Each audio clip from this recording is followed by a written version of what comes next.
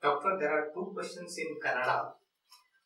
One is from a mother. For small children, there are hairs below the cheeks. ಮಕ್ಕಳಲ್ಲಿ ಗಲ್ಲದ ಕೆಳಗೆ ಬರುವ ಕೂದಲಿಗೆ ಶಾಶ್ವತ ಪರಿಹಾರ ಇದೆಯೇ? So, is there any remedy, long-term remedy for that? Okay. So, women should not have, not expected to have thick hair on the chin or on the beard area. As children, we do not treat the hair that's growing on the chin and on the cheeks. It could be a sign of any hormonal imbalance that might be happening in the body. We evaluate the child for any hormonal imbalances and then address that.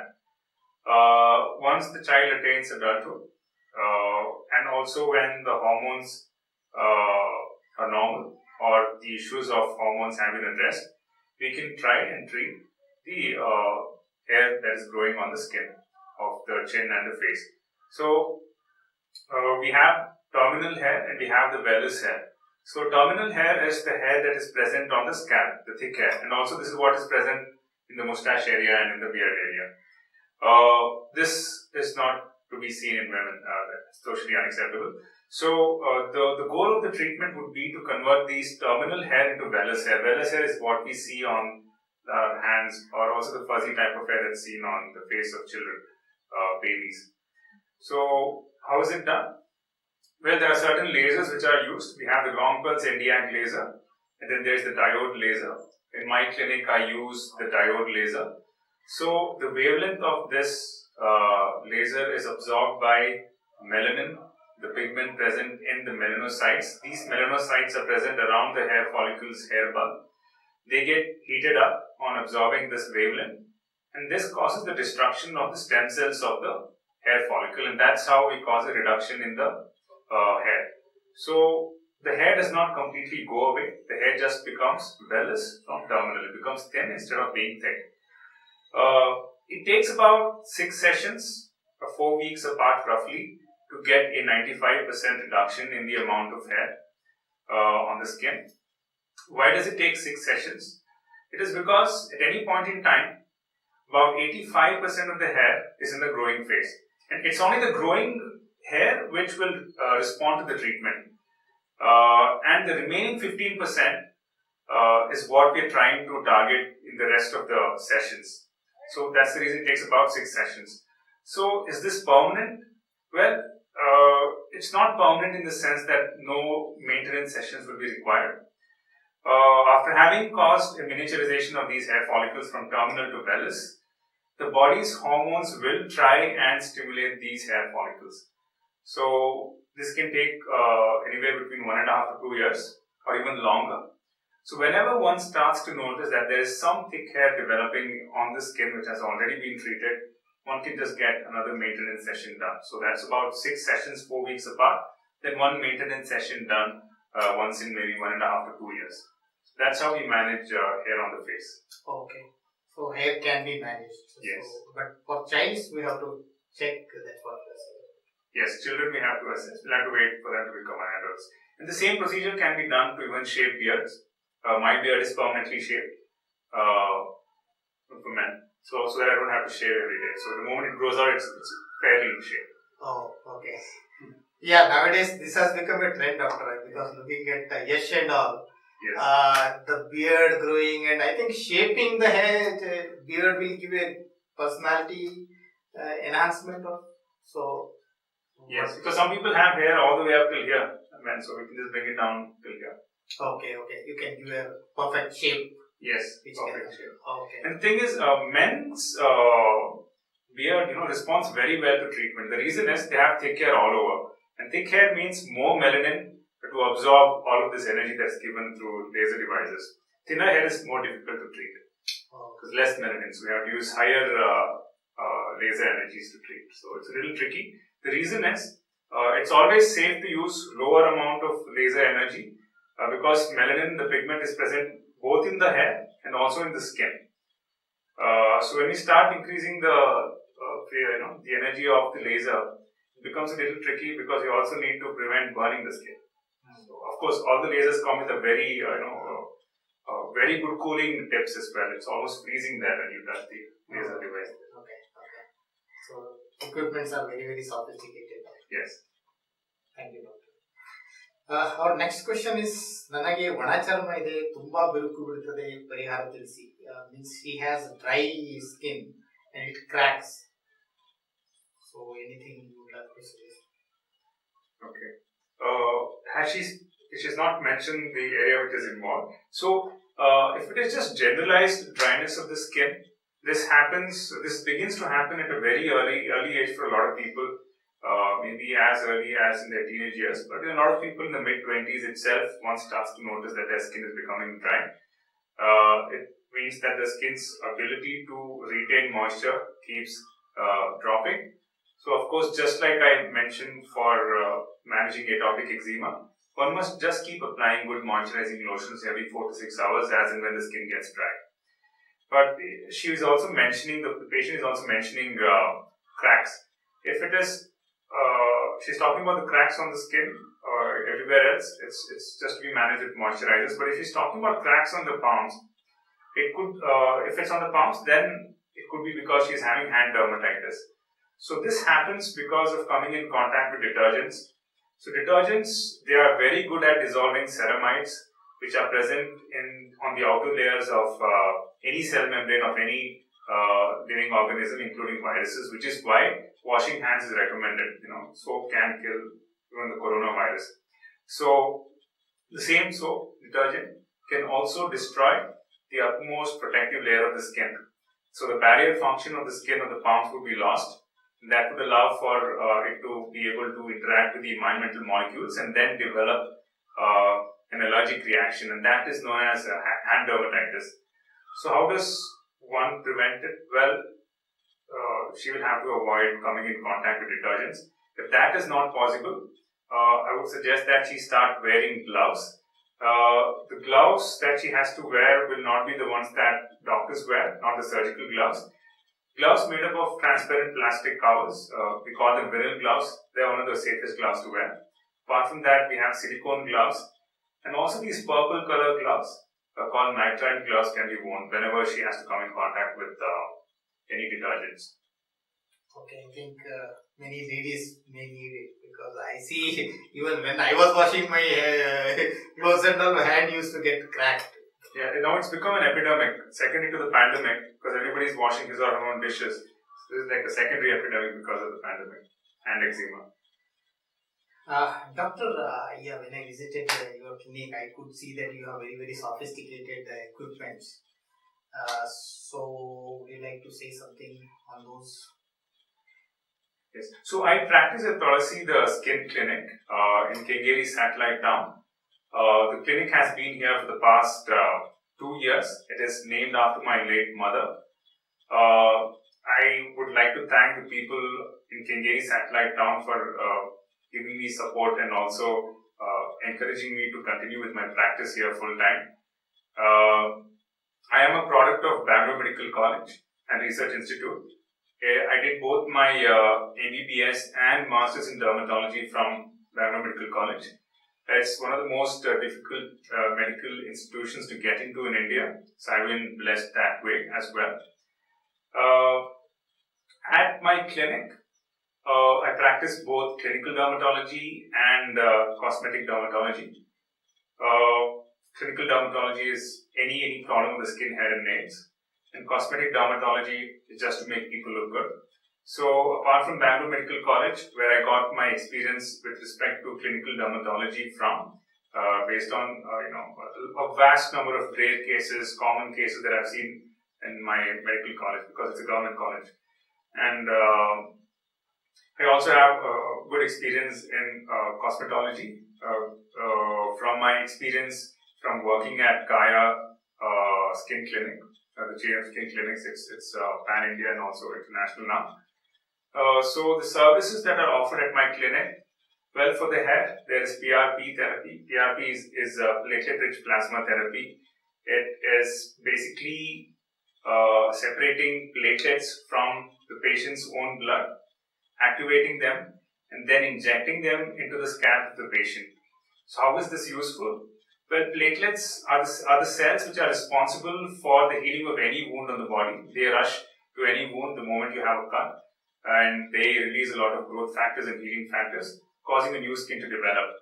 So the same activated platelets, when injected into the scalp, will also cause hair follicles to grow. This helps in hair growth. So where is it advised? Well, I don't advise it to everybody. I do advise it to people who cannot go on with conventional treatments such as minoxidil due to reasons like being allergic to the minoxidil that has to be applied to the scalp, or if they're pregnant or they're planning to conceive, medications cannot be given either orally or topically. In that case, autologous platelets, the patient's own platelets, are the safest thing to give. So that is one treatment that's done in my clinic for the hair. Then for the nails, of course, I do partial nail avulsion with lateral matrix ectomy. So basically, this is for ingrown toenails. Ingrown toenails, we cannot remove the entire nail. We need to remove a part of it and make sure that that extra nail which is growing is not going to grow back and cause the same problem again, where you have these ingrown toenails and pinching your skin. So that is one thing that I treat with respect to nails, and of course any other problem with the nails. And then with respect to the skin, what machines do I have? Well, I have a cortridge machine which I use to clear up black spots on the face. We call them DPNs. Skin tags I remove in my clinic. Apart from that, I also get the diode laser at my clinic. It's the same laser that I use to treat extra hair on the face, shape the beard, or even on the body. Then I have something known as the microneedling RF technology. Now this machine I recently procured at my clinic. So this is the same machine that is used at all the reputed cosmetology chains, so that I can deliver the same results that these chains of clinics are able to deliver. So what are the indications for this secret RF microneedling RF technology? Scars that are left on the face after a pimple, that's the main indication for it. Apart from that, it can be used to cause a non-surgical facelift, an anti-aging procedure where the static wrinkles of the face can be reduced. It can also be used to treat palmoplantar hyperhidrosis, which is basically sweating of the palms and soles. So these are the services offered at my clinic, among others. That's nice, doctor. So you are definitely will be serving near Kengeri satellite town and all over Karnataka. Doctor, let's look at our next questions. One of the questions, last I discussed, that's once again, what is that? Marks on the face, Bangu, they call it in Kannada. Yeah, one lady has asked, she has got Bangu, and what is the remedy for that? Okay, Bangu. Okay, Melasma. This is a very common problem and also a very difficult problem to treat in some individuals.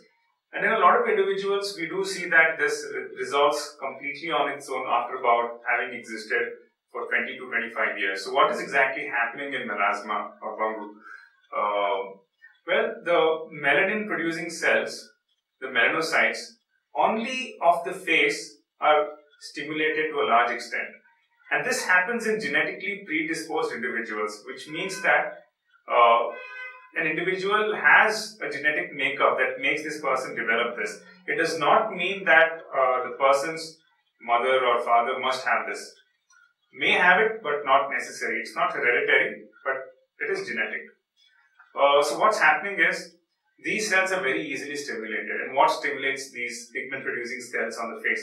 Well, even a little bit of ultraviolet ray exposure, or even for about 5 minutes, can cause this pigmentation to worsen. And of course, the hormonal changes that a woman goes through during her entire lifetime will keep causing this melasma to worsen progressively. And the same hormones are the ones which cause this melasma or Bangu to have its onset during pregnancy, which is why it's also called the mask of pregnancy. So a lot of people have the onset of this problem during pregnancy. So it's the hormones which make treating this a little challenging. So what are the treatments available? Well, it goes without saying that one must use a sunscreen. to prevent or at least slow down further aggravation of the problem. Apart from that, one can use depigmenting creams. There are various types of depigmenting creams. In fact, the most strong of all depigmenting creams is used to manage melasma.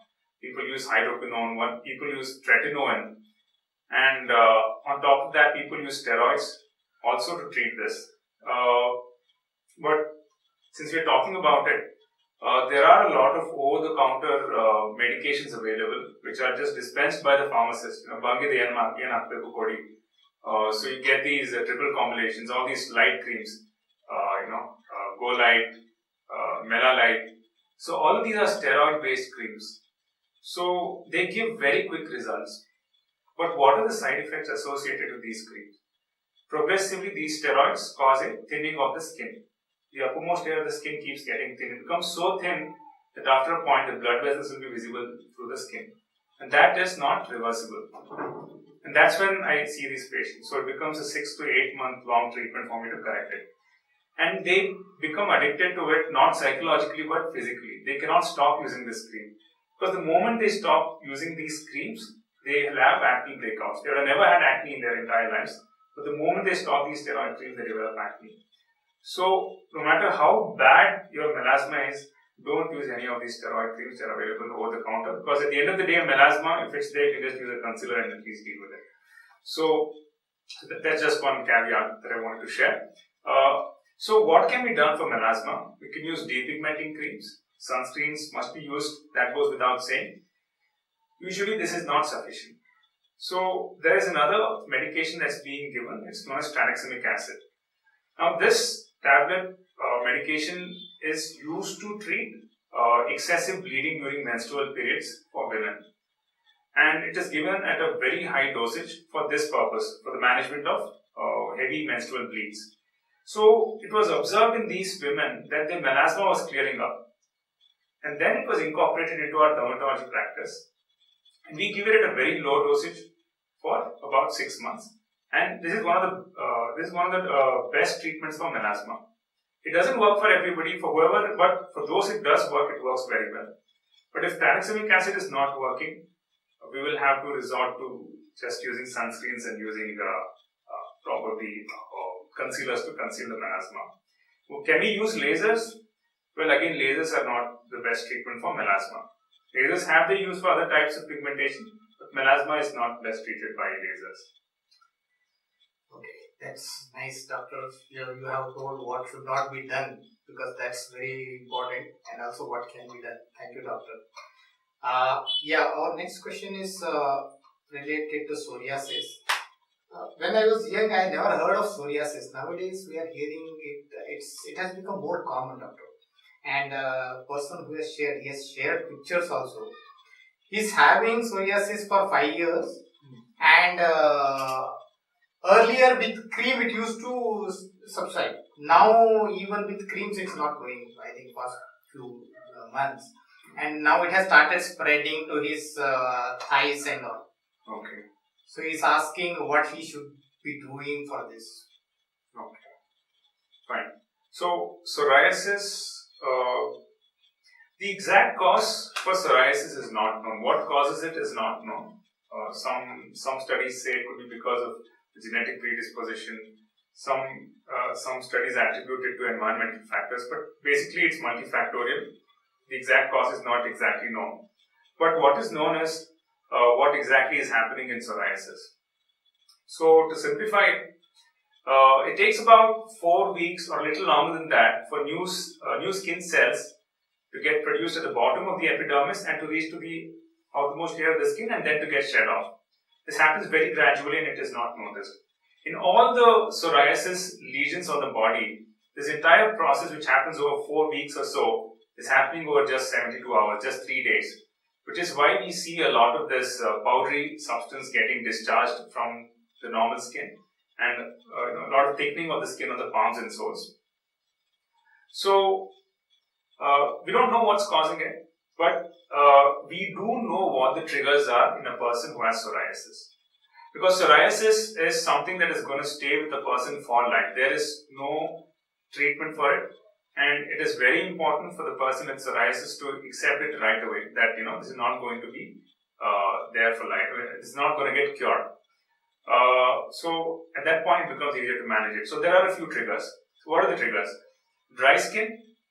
Dry skin easily breaks into psoriasis, so one must always keep moisturizing one's skin. Even psychological stress will cause a psoriasis flare. So one must try to keep calm. That's easier said than done, but stress does cause psoriasis to flare up. And then people who smoke.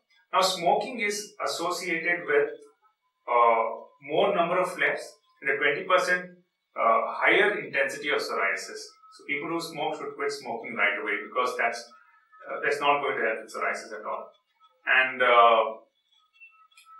food, the consumption of high glycemic index food. So this is food on whose consumption the blood sugar levels in the body suddenly spike. So basically junk food, sugary food, oily food. So not having this kind of food and eating healthy will help in having a lesser degree of psoriasis or not having psoriatic flares. And psoriasis is basically a lot of inflammation happening in the skin. So if one is obese or overweight, it is very important for that person to lose weight and become physically active. Because when one has more amount of fat cells in the body, the fat cells are always producing some inflammatory molecule that will keep triggering psoriasis to happen. So staying fit, eating healthy, all of these are things that one can do to keep psoriasis in check. But what does one do when one has psoriatic lesions? Well, so one palm surface area is equivalent to 1% of the body surface. So as long as it is less than 6%, as long as it is less than 6 palm surfaces, we can always use creams to manage it. Whatever cream is given, the patient must use whenever there is a psoriatic lesion. No need to consult the doctor again and again. So when do we think of tablets or injections? Well, you think of it when it crosses 6%, or when there is an involvement of the joints. Psoriasis can also cause inflammation of the joints of the fingers. So that should be considered an emergency. A person with psoriasis with any joint pain must always let his doctor know that this is happening. So that's again an indication to start the person on tablets. So what are the tablets that we give? There are a lot of these tablets. One of the most effective and widely used and safest ones would be methotrexate. It's been used for decades now, and just involves an initial workup to make sure that the patient doesn't have any existing infections, because psoriasis is an inflammatory process. So we try and control the body's immune system by giving these tablets. That means the person's immune system will be slightly compromised. So it's only after ruling out a few infections that we start them on these tablets. These tablets can be taken for years together, decades together, with proper monitoring. So there's methotrexate. If that doesn't work out, we have other biologicals. We have something known as etanercept. We have Premilast. A lot of these biologicals, again, there is no proper protocol for what to use after what. If methotrexate doesn't work, everything else is trial and error after that point in time. Okay. Yeah. Thank you, doctor. Doctor, you have seen many patients. You have been in Bangalore Medical College. You have seen. So, what are your general tips for people to manage their skin, hair, and their personality, overall look? Okay, fine. Starting with the hair. Well, if you're using a shampoo, please use a conditioner, because one of them is acidic, one of them is basic, so they neutralize each other. So start using conditioner. There's a myth that using conditioners makes hair fall. That's just because a conditioner it kind of lubricates the hair, and when we are washing, we just see more hair falling off. That's all it is. It's the hair that's already fallen off. So use a conditioner. That's for the hair. And if you're using hair dryers, use them with a cold setting. Otherwise, that will cause shedding of the hair. That's for the hair. What do you do for the skin? Well, it's very important to use sunscreens. There are different kinds of sunscreens. We have gels, lotions, we have silicone-based sunscreens. whatever works for you, please use a sunscreen. There is a need to know that a sunscreen must be used even when we are indoors, because there's a lot of reflected sunlight, there's a lot of artificial light that our skin needs protection from. What does this light do? It causes pigmentation of the skin. It also causes photoaging, which means it also causes wrinkling of the skin. So wear a sunscreen even at home. And how frequently should one apply a sunscreen every day, and how much? Well, 1 fingertip unit or 1 inch is the amount of sunscreen that must be applied to the face. And usually sunscreens, unless mentioned otherwise, will have an effect that will last only for about 2.5 to 3 hours. So sunscreens have to be applied every 3 hours during the day. Does wearing sunscreens and then going out in the sun protect you from sunlight? No, it does not. Sunscreen will only protect you from indirect sunlight. If you want to be protected from direct sunlight while wearing a sunscreen, it has to be worn like the way the cricketers wear, the thick paste all around the face. That's impractical. You use an umbrella, wear a sunscreen. What else can be done for the skin? Well, use a moisturizer. If you're above the age of 25, at least once a day is good. If you feel your skin is drying up by evening, even after having used a moisturizer during the day, anywhere between 2 to 3 times of moisturization every day is good. What kind of a moisturizer can one use? Well, any moisturizer that is paraben free and fragrance free is good, because parabens and fragrance can cause allergies. And with respect to the nails, don't trim the nails too close to the skin. Leave a little gap. Why should not one do that? Well, doing it too close to the skin allows one to develop a few infections, especially warts develop that way. And also, I was talking about ingrown toenails. So it's very important to not clip the toenails very close to the skin. Leave some nail beyond the skin, because when the nail tries to grow back after having been clipped too close to the skin, can result in ingrown toenails. Apart from that, of course, drink lots of water, eat food that is rich in proteins, and of course, all the vitamins. Okay. Thank you, Doctor. Doctor, I remember one thing. Exposing to sunlight uses vitamin D, that's what I heard, but I don't know when to expose, how much to expose, whether to expose or not, whether indoor, whatever light comes, is that sufficient? Of course, I don't know. Okay, vitamin D and sunlight. Okay, fine. So, just something very interesting I want to mention here. So, we all wonder about, we're all human beings, we're all the same species, but our skin color is so different. And why is that? Well, vitamin D has a big role to play in that. So, we all, of course, humans began in Africa, right at the equator. So, so we all evolved from apes, our ancestors. So if you actually shave a chimpanzee, one of our common ancestors, you will see that its skin has no pigmentation. It's as white as an albino. Only its face is pigmented. That's because, to begin with, animals don't have pigmentation normally on the skin, most of them, at least primates. That's because if there is pigmentation, one cannot absorb sunlight to produce vitamin D. So once we shed all our hair when we were in Africa, there was too much sunlight. So what's the problem with too much sunlight? It can cause skin cancers. So we developed a lot of pigmentation. So we were blacks. So the Africans from Africa migrated. First, there were 2 waves of migration. One group of people migrated to India. So if you see in India, right from the northern latitudes to the southern latitude, there's a variation in the amount of sunlight that is incident. The more you go towards the north, there is a lesser amount of ultraviolet rays being incident, which means there's a less amount of vitamin D synthesis happening.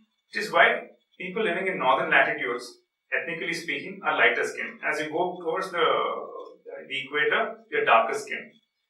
Another group of people from Africa moved to Europe, more close to the equator.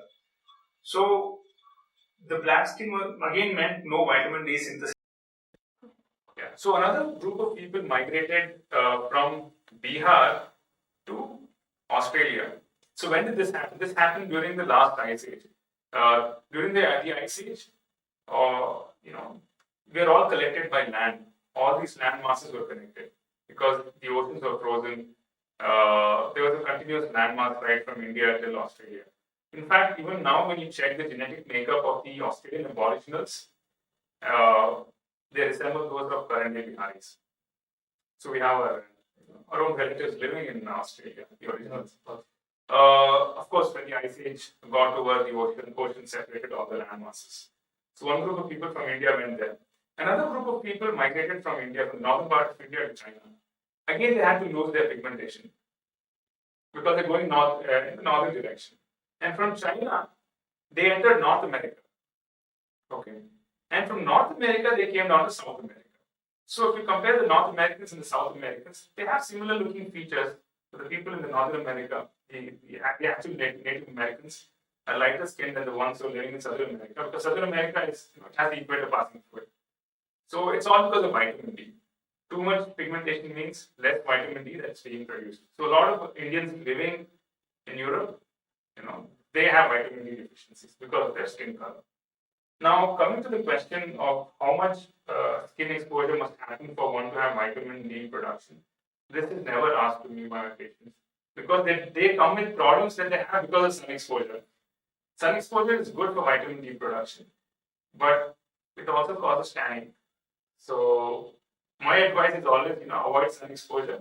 Take vitamin D supplements if your vitamin D levels are low. Okay. So vitamin D supplements should be good enough. That should be good enough because I don't think in a pigment conscious society, people are more concerned about vitamin D supplementation naturally through production naturally through sun exposure. They're more concerned about their skin tone. Okay. Thank you, doctor. It was very, very nice talking to you. And I am very sure many will benefit with the knowledge that you shared. Thank you, doctor. Thank you very much for allowing me to be on this platform.